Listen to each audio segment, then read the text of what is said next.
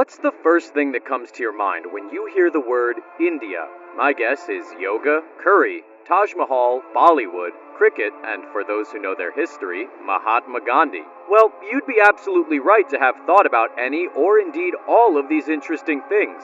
But besides all the great things that India is known for, there is a trend that is fast being associated with the world's second most populous country: world-beating CEOs.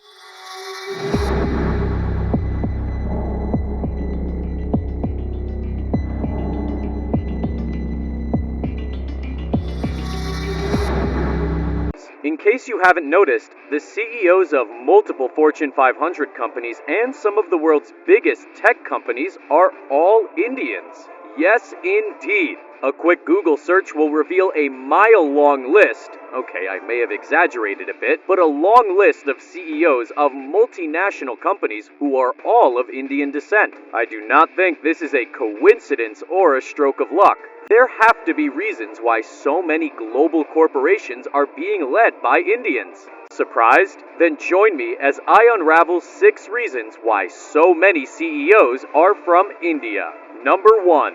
The Indian DNA. Ever heard of the saying, when life gives you lemons, you make lemonade? Well, your average Indian is a living expression of that saying. With over 1.38 billion people, India is home to about 17.7% of the world's population. Typical of many countries with such a homogeneous population, issues like dysfunctional systems and infrastructure, institutionalized corruption, and torturous bureaucratic processes have always stifled growth and development. For most Indians, who are not afraid of hard work by the way, the only way out has been to dig deep to discover ways to maximize resources and work their way around problems. So, disruptive ideas, a predisposition to alternative approaches to handle the unexpected, heightened perseverance levels, and the capacity to consistently go above and beyond are core elements of the Indian DNA. Being resilient is an Indian way of life.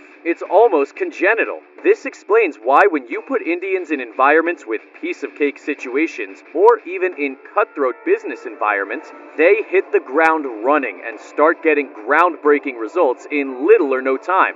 We can find evidence of this resilience in the stories of Avrind Krishna, Raj Subramaniam, and Satya Nadella. Krishna joined IBM in 1990, Nadella joined Microsoft in 1992, and Subramaniam has been at FedEx since he joined them in 1992. That's about 3 decades in the same workplace, regardless of the ups and downs that come with such longevity. Number 2. They make the most of their opportunities. The West has always been a haven of economic opportunities, particularly the United States, which passed an Immigration and Nationality Act in 1965 that allowed a lot of Indians to immigrate to the land of opportunities.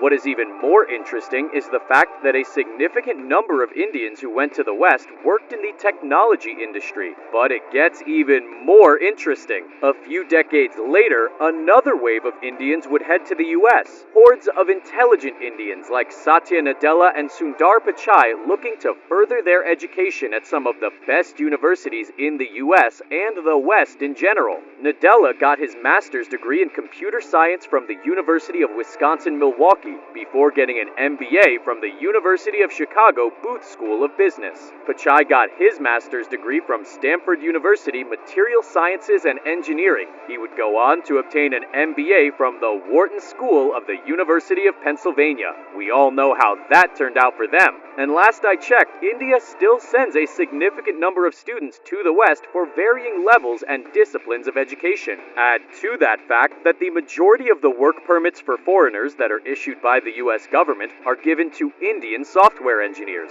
With such educational and employment opportunities up for grabs, there appears to be yet another crop of Indian CEOs on the bench, patiently waiting for their turns. Number 3. A robust tech culture. The growth of India's tech culture can be linked to the average Indian's propensity for metrics and math-related subjects. The Indian education system puts a lot of emphasis on math and science education. So naturally, STEM, science, technology, engineering, and math education has always been a big deal in India, as most Indian parents made it a point of duty for their kids to study STEM-related disciplines. No wonder India boasts of a robust tech culture that has been in existence way before STEM became a global trend.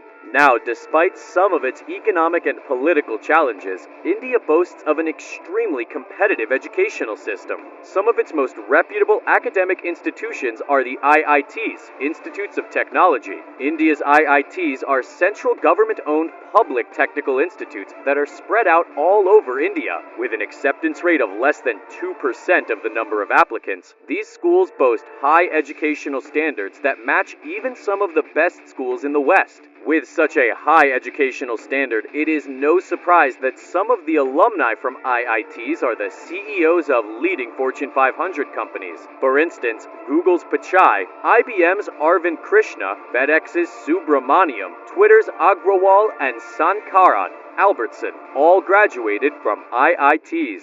What's more, about a third of the engineers in America's Silicon Valley are of Indian descent, all of whom are direct or indirect products of India's thriving software industry. Number 4. A great propensity to adapt. Most Indians speak English, all thanks to being part of the Commonwealth of Nations, so that gives them an edge over other foreign nationals from other parts of the globe. Then again, India is a melting pot of sorts, with strong democratic institutions that facilitate healthy debate, dissent, and disruption.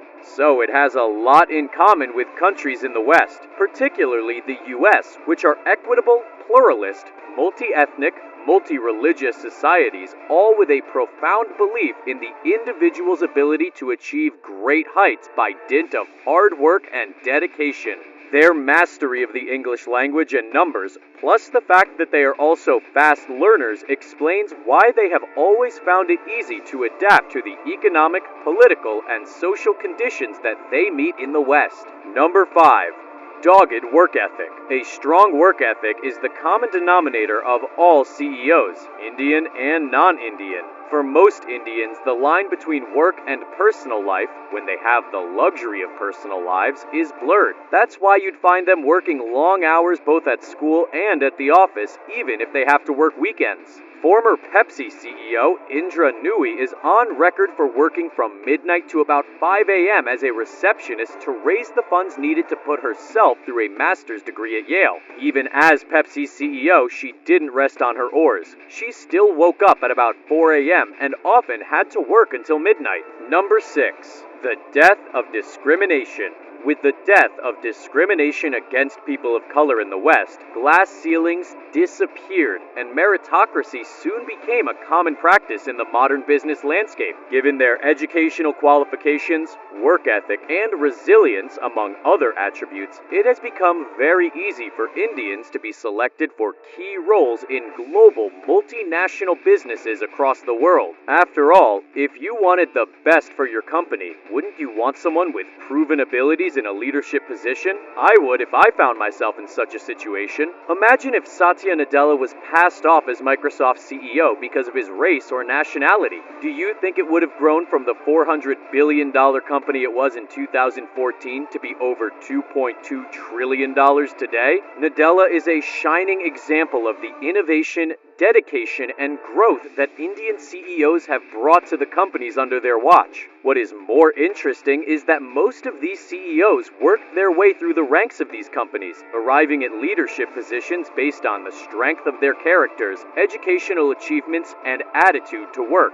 So there you have it, 6 reasons why so many CEOs are from India. In my opinion, the Indian DNA is the major ingredient behind the CEOs of leading global companies. So which of these reasons do you think is most important? Better still, do you have any other reasons why there are so many Indian CEOs?